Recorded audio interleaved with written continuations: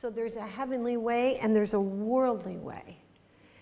And in all of these messages, they're offering us an invitation to do it the way heaven would do it. So we read in Ephesians, so then you are no longer strangers and aliens, but you are fellow citizens with the saints and are of God's household. So two things are happening. We're here micro-scrutinizing our duty and our love for the people around us and making sure that our humanity doesn't do damage to that love that God has for the people around us. And then we are also in the macro as citizens of heaven, and we are contemplating, we're reflecting on what we've just been given. We're not consumers who chug this like a super big gulp. We are instead members of the heavenly household and that family. Our awareness of our citizenry, of our divine right to be part of the heavenly household ensures that we behave in the same way as the Holy Family. So we're talking about Our Lady, her husband, her child were a first priority. She's giving credit to Joseph, of course, talking about his faith alone. His faith alone makes him worthy of the greatest reward. So what does that look like for you today? What does that look like for me? My faith. I think there's a couple things again. The micro, our duty, the macro, our citizenship in heaven. In the middle, there's this area where it's our time. And in our time, there are a lot of things happening that concern us. And I think we have to keep the volume down on that. And that remember, we're only here for a short time, even in a long life. And we want to get the duty right and be relevant citizens of heaven while we're doing it. You know, one, this informs the other. That is not to deny that there is a lot happening. I want to deal with what's come in here at the apostolate. Okay, so some of you are in a course that ran last night, and in it we talked about the active state of being and then the deep contemplative state of being. You'll remember, if you've been following us for some time, I've been saying for years, you can't separate sheep who are directly connected to the shepherd. I've been saying it for years. I just returned home from a trip to the United States, and in speaking to people and meeting with them, one thing became very clear. Many feel disconnected from from other people, from their prayer groups even, and from their church, their parishes, their mass, their communities. Does this make sense? People feel very isolated. And this time was coming. This was coming. And everything in the volumes has prepared us for this time. So as I listened, I thought, how can we serve more? How can we connect ourselves more? How can we remain peaceful in this time and the time to come? And so because of the collaboration with all of us together who give monthly to the apostolate, we made some decisions. We didn't have to wonder. We knew we could move forward on a couple big projects. One of them is a journey through the volumes in a year. So we're fine-tuning the details, but you'll get a little bit of a reading, and then we'll go through them together over the course of a year. Another project that we have on is we feel that people need companionship that reflects our joint citizenship from heaven. So we're thinking of creating kind of a network that would have 3 or 4 hours of programming every day. It'll include the Mass, an hour or a half hour holy hour, We'll have, probably 30 minutes for teens, 30 minutes for elderly people, so that they know that they have somewhere for 30 minutes a day where a conversation that's sincerely relevant to their time and their developmental stage is available to them. So we've always said we wanted to serve cradle to grave, and we can do that this way. Again, I want to say, because we're giving monthly, we thought we can forage out into the horizon and put these things, get them going. And they don't have to be perfect, but we need to start, because I hear what people are saying. There are things coming up for us that people haven't dealt with before, and it causes us, it can throw us off our game if we're not praying contemplatively. But I would love to have it where in that programming, there could be a contemplative session where we all do it together. I think it would be amazing. And then we'll have other programming and shows. Does that sound good?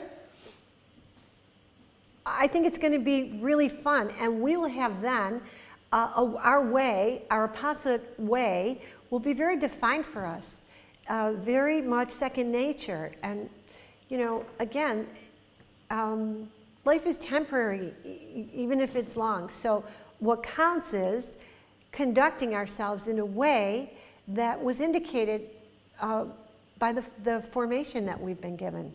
I'm really excited about this. It doesn't seem like a decision, it just seems like our next step forward.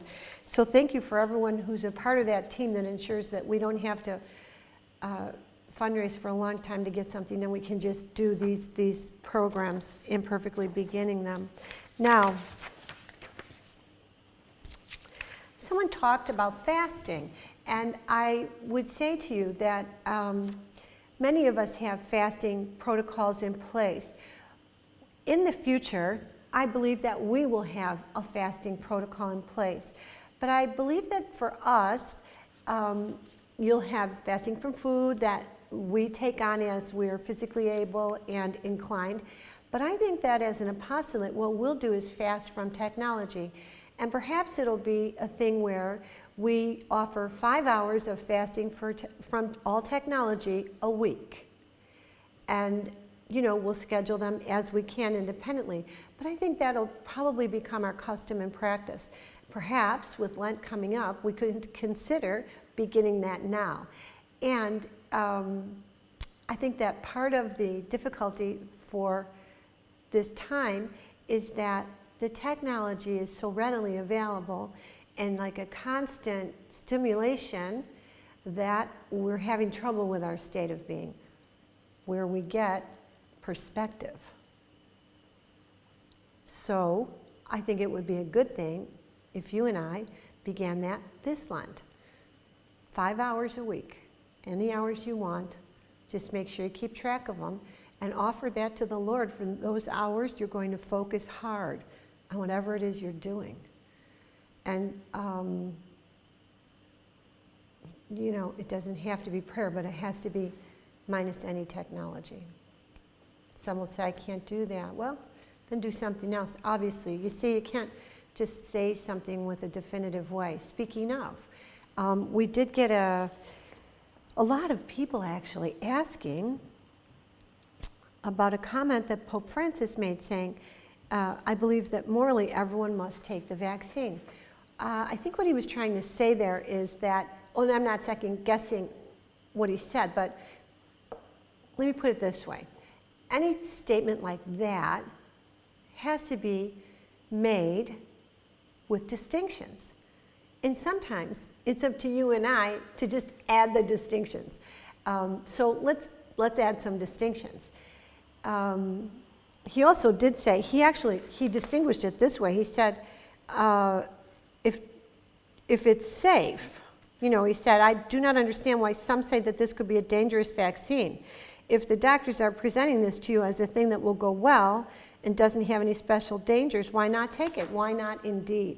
Now here come the distinctions. Some of you have already gotten it. Some of you are super excited that it's coming out. Others are saying, I can't take it for health reasons, or I have some questions that I don't feel have been answered. Some of you have a whole lot of expertise in the area, and some of us have None. So those are where all the distinctions come in. The Pope isn't speaking infallibly. Of course, you don't have to do that. And he would be the first to say, if you have a pre-existing condition that would eliminate you as a candidate for the vaccine, then you shouldn't take it. Then it's not a moral question, it's a medical question.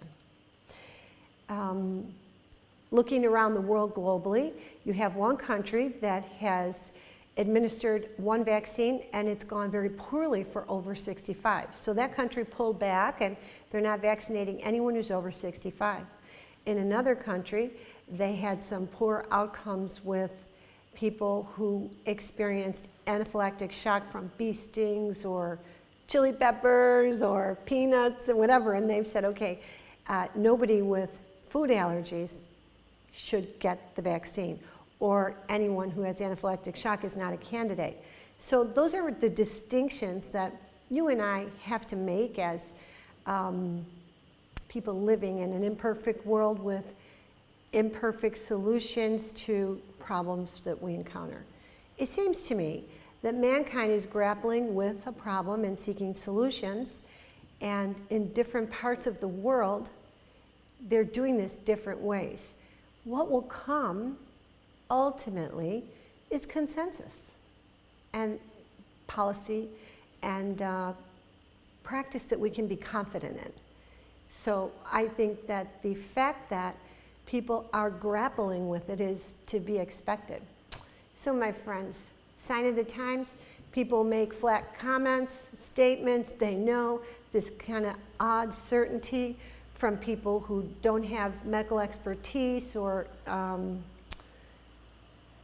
immunological expertise, so none of us are the experts. So we can start by saying, look, it's not my field, but I am able to read what's happening in different places, and that makes me super confident about the vaccine, or that encourages me to hold back given my private circumstances. Does that make sense? Okay? If you want to text anything else into the chat box, that's fine. Okay, pregnant women. The WHO has now stated pregnant women. Okay, there's also the distinction that some of these vaccines have been derived from cells from aborted babies. Well, some of us will say, not doing it. Others will say, they are doing it. You know, what I'm saying to you is, that's the kind of thing you have to look at. The other thing is if someone's trying to conceive, they're not a candidate. So have I offered you now the distinctions? You can see that you have to piece through these. And this is why I'm saying, nobody should be too sure of themselves. If someone is certain that everyone should get it or everyone shouldn't, I would query that certainty. Okay? And this is part of why we need to be directly connected to the shepherd. And this is part of why God established the need for us to be in prayer groups. God knew what was coming, and he knew what we would need.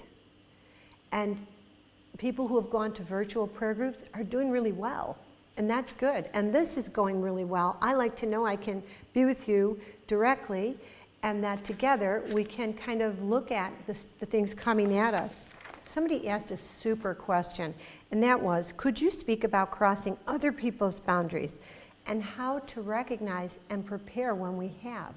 I love that question because it shows that this person is thirsting for self-awareness. All of our programs and the volumes and the apostolate are advancing holiness through greater self-awareness. And this is why we have to be thoughtful and why we have to be contemplative. Because we have to say, is my disposition receptive to God, to the Holy Spirit, the breath of God, and to the people around me? If I have certainty about everything, that's not receptive. That gobbles up receptivity. How do you know if you're crossing other people's boundaries? By reading them, by awareness, by first asking. Am I making you uncomfortable? I'm aware that's rather a private question. Perhaps I shouldn't have asked it. Don't answer if you don't want to. No one's going to object to that. They're going to say, no, it's no problem. Or they're going to say, yeah, I'd rather not talk about it, you know? How do people walk away from you? How do people walk away from you? In the sense of, how do you think people feel after they've encountered you? The obvious place to go with that is, okay, let's look for a contrast. You know, if you were ever in high school, you dreaded the comparison contrast before you knew what it was. But now that we know what it is, we love it. Okay, so how did people walk away from Christ? They were encouraged, or they were corrected. They had greater clarity. Their self-awareness increased. They learned. They were edified. At the very least, they weren't injured. Christ didn't hold back on someone's true condition.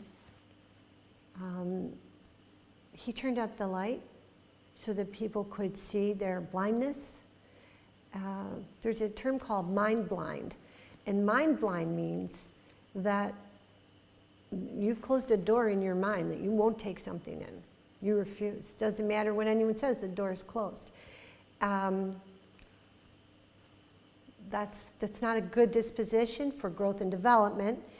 And I think that if Christ was in the room and turned on the lights, when Christ is with you and he turns up the light's coming in. It goes through doors, you know. So you won't be mind blind when you meet Christ. So you want to strive to not be mind blind now. So what does that mean? Well, that's curiosity. When people walked away from Christ, they were edified, encouraged, dignified, seen. Christ saw people. He stopped moving enough to see. And when people encounter you, do you allow Christ in you to see them? For that to happen, there needs to be a willingness to be still. No agenda, no plan, just stillness. I find with people sometimes when you get a sense, the breath of God gives you a sense that someone is in need of something or simply to be seen, that if you get still and patient and wait,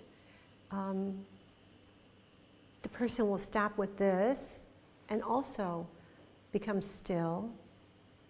And in that mutual stillness will emerge the point from the person, meaning the need, the craving, the true condition. You know, you walk in, you're busy, busy, busy. How you doing? Oh, great. Yeah, good. All right, bye. Okay, what's happening there? Really, you know, nothing deep. Fair enough, if that's the case, if that's how it needs to be. But in our closer relationships, we need to be alert. That if we become still and receptive, then that person too will have space to go back a little bit and pull from their need, their craving for connection, or their worry, their concern, their delight in something that maybe they wouldn't have shared if you didn't allow the space. How do I know when I've crossed somebody's boundaries? If you have a little voice behind you wondering, you probably have. And you're doing it all the time. We all are doing this. You know, the idea that we've nailed the thing, that we've got it down, that we're all in a constant state of becoming, of traveling, of trying to be holier, trying to be more loving to the people right around us. We don't know anyone's full story. I would hate to think that one of us gets to the next life and has to go, I had no idea I was trampling on this person.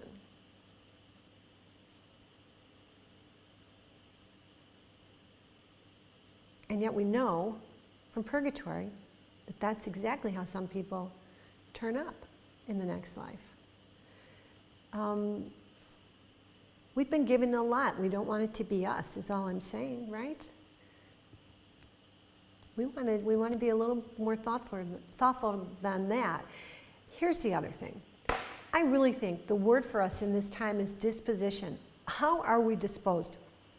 Are we disposed like St. Joseph to really live our faith?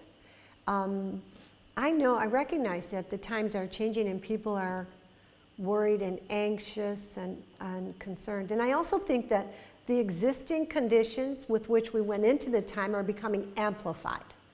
So if you were really trusting coming into this, now you're thinking, well, okay, here I find myself in 2021, and here's what's happening around me. And what does faith look like for me today? You know, there has to be joy and laughter and creativity. People die very suddenly. They have a real way of just dying. That could be us on any day. This never bothers me. Now, I'm not saying I wouldn't grieve if a loved one died. I'm saying if I died, I would not be stunned. Did I talk about the light ever? Possibly I did, possibly I didn't. Okay, so like you say when you're conceived, I'm sure I've said this before here. Have I, anyone? You're a light. Christ has sent a light into the world. You are that point of light, that DNA. I have talked about this. Okay, and then you take on form and shape. You become you. You get born. You get a name. Away you go. And then at the end, the light remains, but the body is relinquished because it's no longer needed. The light is the light is the light. The light, you, that point of energy, you are a citizen of heaven. That's what carries on. That's the eternal piece of you. You know, no matter what the enemies of the light try to do, they can't touch us. They can't touch that piece of light. And then we go on to the next world, and what do we do there? We're creative, we love, we have joy, we go deeper into teachings, and we coach the people on the ground. It does not finish at the end of our life. There is no way I could ever believe that based on what I know, even before visions. There's no way. I know that our ancestors are with us, helping us, and the more we are disposed to them, the more they can guide us, coach us. Christ wants us to live like citizens of heaven. That means I have form now in a human way. I'll relinquish that when I no longer need it or when Christ no longer wants me here. And then I'll keep doing what I'm doing. I'll try to do the same thing from heaven as much as I'm allowed. That's not a bad outcome for any of us, is it? That's beautiful. What else do we want?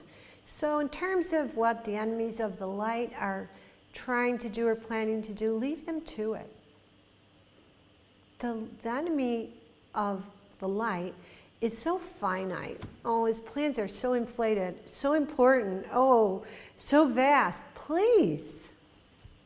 God won't put up with it forever. When God wants to intervene, he will. He might allow this to go and to distinguish us so we stand out for others and they can observe us and learn how it should look if your faith is in the next life. Our disposition is going to teach more than our words ever can or will or should. How are we disposed, my friends? We need to be peaceful and alert. Peaceful and alert. Focus intently on your duty, doing it well with love, being receptive to the people around you, and then focus intently on the eternity, what's coming, all that we've been given. So we'll try to, over the next few months, shape ourselves into the correct disposition, our endeavors, going through the volumes, studying them intently. Now we're being put to the test, are we not? Now they're saying, okay, let's see how you do it. We've given you everything you need. You have the playbook. And this is what we'll do. This is how we're going to do it, with peace and faith and joy. And then I think if we have 3 or 4 hours of programming daily with a Mass, holy half hour, maybe contemplative prayer, a couple shows, formation programs, pulled out. I think that will be really good for us. I think we'll enjoy that. And I think it will be good for people, maybe even outside the apostolate, who are looking for camaraderie that's non-inflammatory and relevant. Can you talk about the path to sanctity from years ago and today? Specifically, the centuries past didn't have the same psychological human development knowledge, or did they? This knowledge seems so necessary today for sanctity. What's the difference between these times? Great question. The simplicity that they lived with. Words meant something then. Even as I was growing up, we were careful about our words. We chose them. We thought about them. I grew up in a time where the TV was on. We watched a half-hour program once a week. Baseball was on, that was good. That's all. Maybe the news, but not often. So we weren't deluged by all these boundary violations, the graphic sexuality or the violence. The violence alone. One action of violence impacts your brain. Having the children's brains desensitized to violent action means they need the human psychological formation. They need to know how it's impacting them. So a lot has changed. Any other types of programs you're looking at in the future? We're talking about it. We're developing it now. We would be happy to hear what you think would be helpful to yourself and others. I'm happy to do the chats, and I really want to read the volumes. Something that I've always had a desire to do is read the volumes with the inflections. When I read them back, I can kind of hear them again, which is why, you see the corrections that are made in terms of commas moved and editorial emphasis. So I'm excited for that too, because I think we can be helpful there. If you have something you think we could do to help you, we'll do it. We're over time again, but we love you very much. Anything for young parents on the broadcast? Absolutely. We think young parents need special support in this time because you've got challenges coming up that I didn't have. That's one of the things closest to my heart is we're starting Fathers of the Church. We see men who, more than anything, want to be good dads. So we're super excited for Fathers of the Church. Mothers of the Church, we can even have forums. And I think the challenges will change, too.